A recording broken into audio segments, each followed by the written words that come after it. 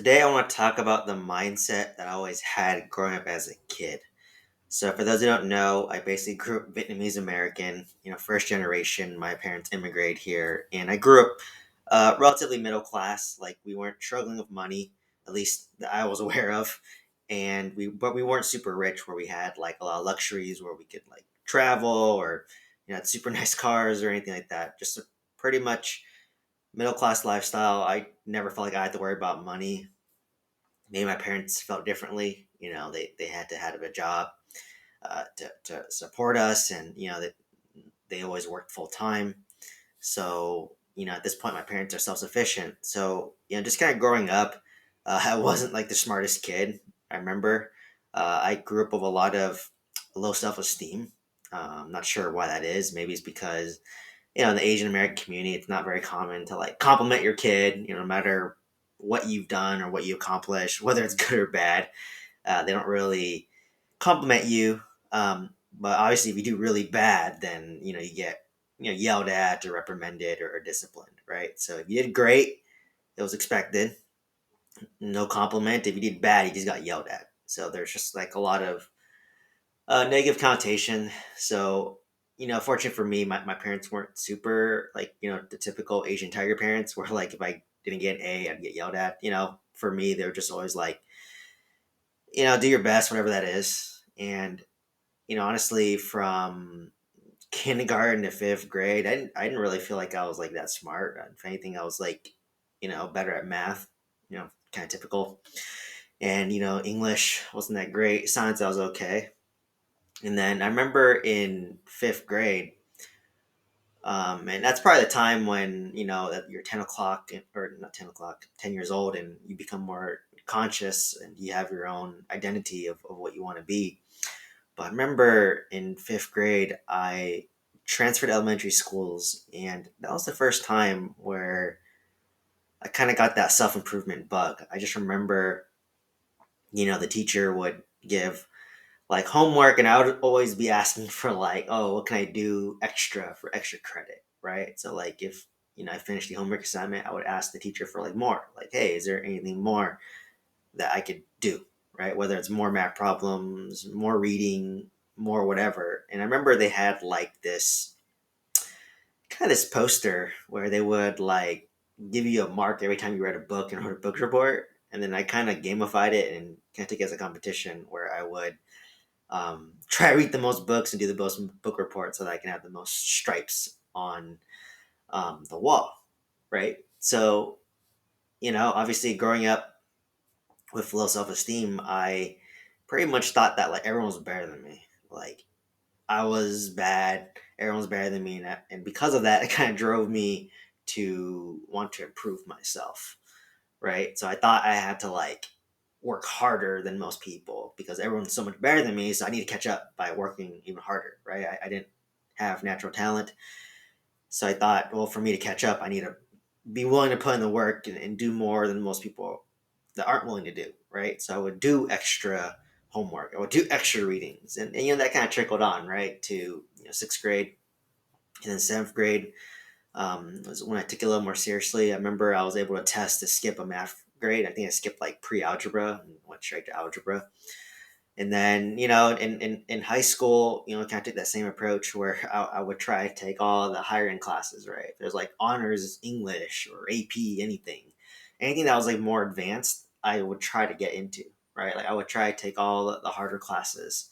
So, high school, I took all like, AP calculus, AP chemistry, AP biology, anything that was more advanced, that was more challenging, I would go for, right? And I took all these AP classes while playing varsity tennis. I did, I remember my teachers telling me, no, like nobody takes like three AP classes and also does like um, varsity tennis or play a sport on top of that, right? Usually, yeah, the typical, you're either a nerd and you're really smart or you're a jock and you play sports only, right? That's kind of the environment I grew up in. But for me, I wanted to do both. I said, hey, I want to be a nerd and a jock, right? It wasn't or. So I wanted to do both. And, as I went through high school, I just learned how to do it, right? Like, obviously, each step of the way is a challenge. I remember when I entered high school, it was a huge learning curve and I struggled. But after I got the hang of it, sophomore year got easier, and then junior year got even easier. I learned how to be more efficient. I learned how to study better. I learned how to study faster. And I remember I just would do homework from like 3 p.m. when I got home around like 3:30. Rest until 4, and then maybe spend about 4 to 6:30 to do my homework. And then after I finished, and I took like 3 4 AP classes, right? And after I did my homework, I would then go play tennis in the park in the neighborhood. So I was actually like really disciplined and really efficient. I've always kind of been that way, and definitely trickled to how I am today. But I just was always trying to find ways to do things better, faster, more efficient. Like, how can I learn this faster, right? Because I was told that I couldn't do 3 AP classes in varsity tennis, and I was thinking, well, how can I do this? And what it became down to was I had to be able to do my homework fast, right? So I would be doing homework while I'm in class. Like, I'll be literally in class doing my homework, so that when I got home, I have less homework and I could finish faster so I can play tennis. So I was always like figuring out ways to do it. And then obviously that translated into me getting into 5-year pharmacy program out of high school, and becoming a pharmacist, and working my way up from pharmacist to pharmacy director, and then diving into real estate investing. So why real estate investing, and then scaling to 90 units and $5 million net worth currently. And looking back, like, that's kind of the power of like continuous self-improvement, right? Like, I felt like I became conscious of like me wanting to improve at 10 years old. I'm 33 now, so that's 23 years. But it was interesting. It was coming from a place of like, I just thought I was so inadequate. I had no confidence, no self-esteem. So for me, I just thought this is what I need to do to just be normal, right? Like, this is what I thought what I need to do to be normal. But as I grew, became more successful, achieved more things, I started to realize that, wait a second, like, what I am, what I'm doing is not normal. I'm actually a little bit of an outlier, a little bit unique in how I did things, right? Like, I didn't know that, like, um, you couldn't do multiple AB classes and, play a varsity sport, right? Like, all my friends were, doing multiple AB classes, playing varsity sports and getting better grades than me, right? So, like, I surrounded myself with, like, really smart students in high school, and I didn't realize that's the power of community, right? Like, because I was around these really smart people who are pushing themselves, I thought it was just normal for me to like do it myself, and they'd be the ones getting like the A's and I'd be getting like B's and A's, right? So I always just thought like, all right, well, I'm smart, but like, I'm not the smartest. I was like top 5% in my high school, but in my friend circle, I had like the valedictorian, who was the smartest guy, and my other best friend was like number 5, and I was probably like maybe top 20, right? So like, obviously good, but like, if you're hanging around number 1, number 5, and you're like number 20, like, you don't feel like you're anything special, right? So I kept on going forward, like, well, when it comes to college pharmacy school, I always thought like, oh, I need to work harder than everyone else too. So I always took that mindset, right? Like, and now that I look back and see that like 23 years of compounding, I realized like I surpassed a lot of people, right? Like, I just always worked to improve myself. I worked to be more efficient. I learned how to learn fast, right? I learned how to critically think. I learned how to always improve myself, and honestly, it just came from a place of like no self confidence. But obviously, as I got older, it reversed where I had no self confidence to overconfident, right? And this was probably in my upper 20s when, at what, 29, I was making like over $200,000 as a pharmacy director. I owned 3 pieces of property, and like, no one that I knew around me was doing that, right? Like, I thought I was the only one. And it's great to have that high, but once I started diving more into like real estate investing, and COVID hit and got laid off, it humbled me, right? Like, it's always how it is, right? You go from like low self-esteem to like overly confident, overcompensating, and then once again I get slapped, once, and it kind of humbles you, right? And for me, my humbling experience was when I bought 80 units 8 months, and I was on top of the world. I thought nothing could stop me. I thought I'd be invincible. I invested in like Amazon drop shipping store. I invested in a pharmacy. I thought I was gonna be this like crazy successful entrepreneur, investor, and got slapped in the face, right? My e-commerce store basically didn't make money. It was buying hopium. My pharmacy ended up being a lot of money too, and the partnership didn't pan out, so that was a loss. My real estate, overall has been successful, right? But it doesn't come without ups and downs. Like up, overall net, I definitely made money on all my real estate deals.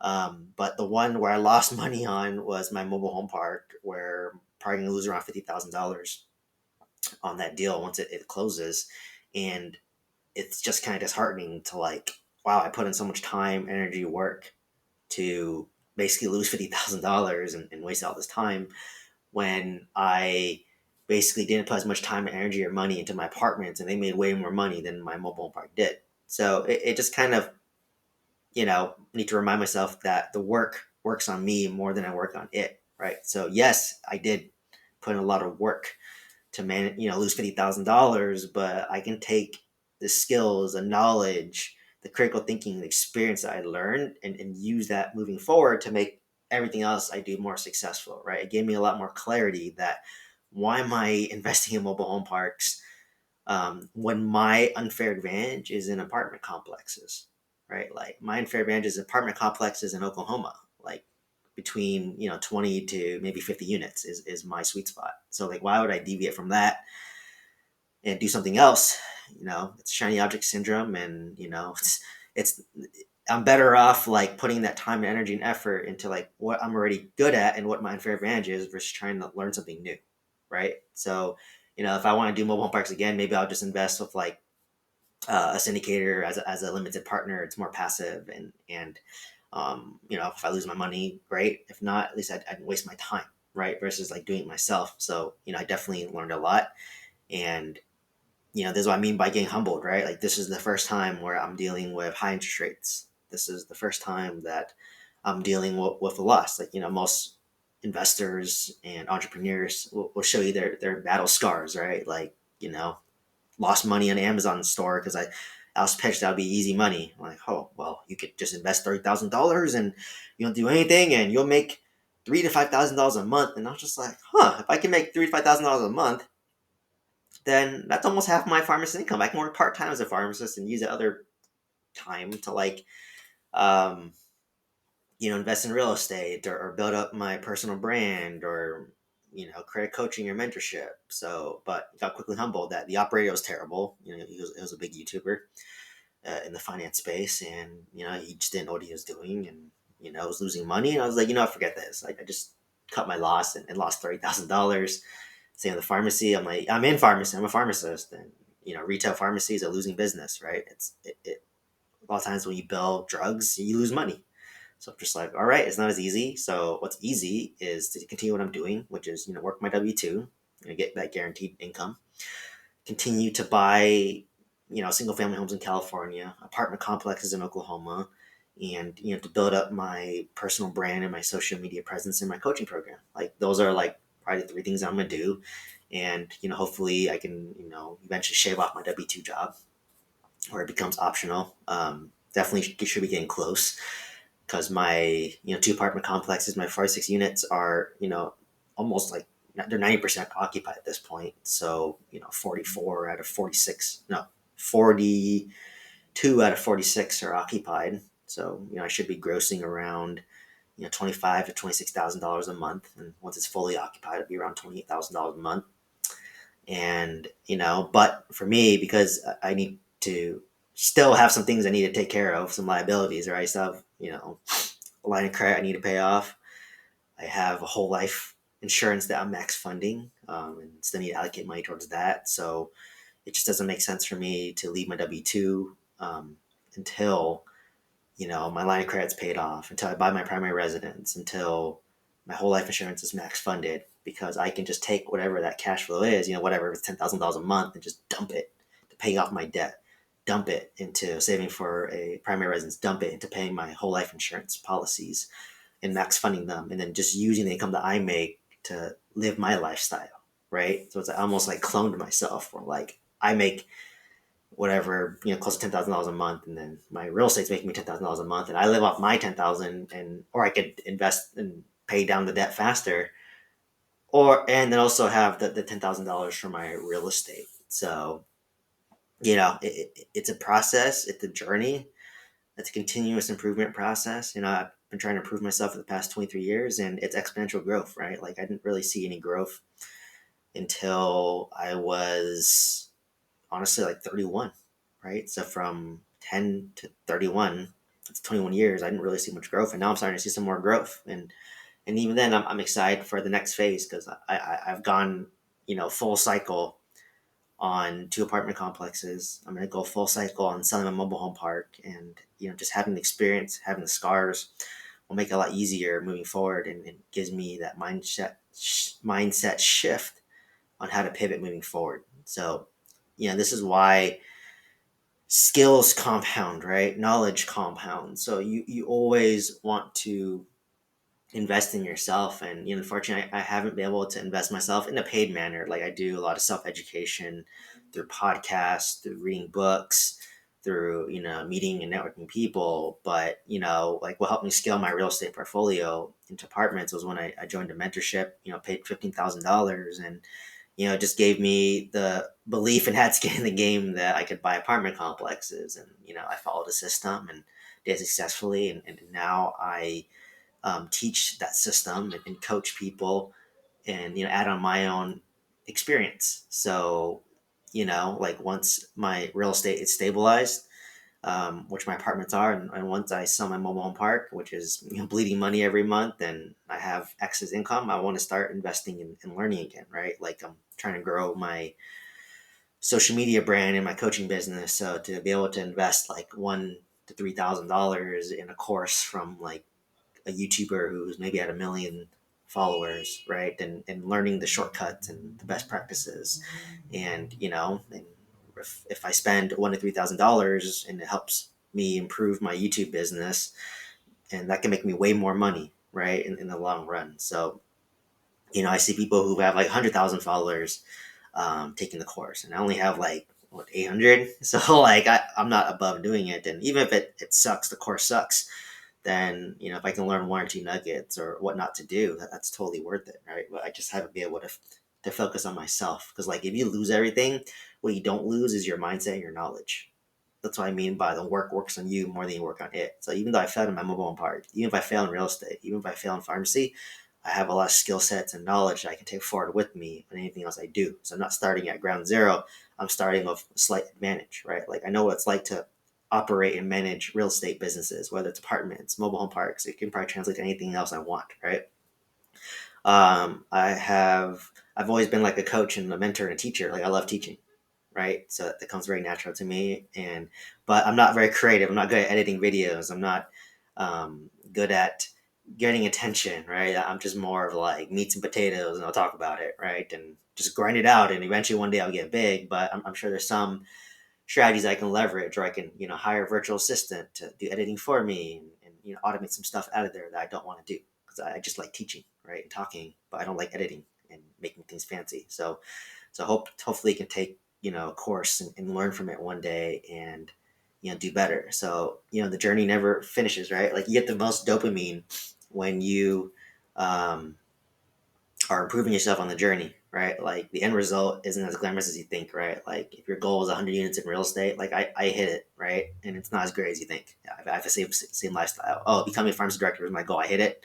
It's like whatever, right? Like, I might hit financial independence and retire early, by 35, and it's like whatever, right? So, that's kind of, you're more excited about the journey and the hope in the beginning than the actual outcome. So if you know that, then just do something that like you really want to do, right? Like, for me, I really love to teach. Like I really love to help others improve. Like I remember growing up as a kid, every time I learned something, I would love sharing with people, and people would be like, "Oh, who's this weird guy like trying to teach me something or share something with me?" And I was just like, "Huh, I would like to know this. Like, why does no one else want to know when I share?" So, then I thought like maybe teaching and coaching was a natural fit for me, because I love doing it naturally and doesn't suck any energy out of me. So, Hopefully, you learned a lot from this rant I went on about self improvement. My mindset as a kid growing up, and how I've taken it forward with me in my young adult years. And hopefully, you took a few nuggets from this as well.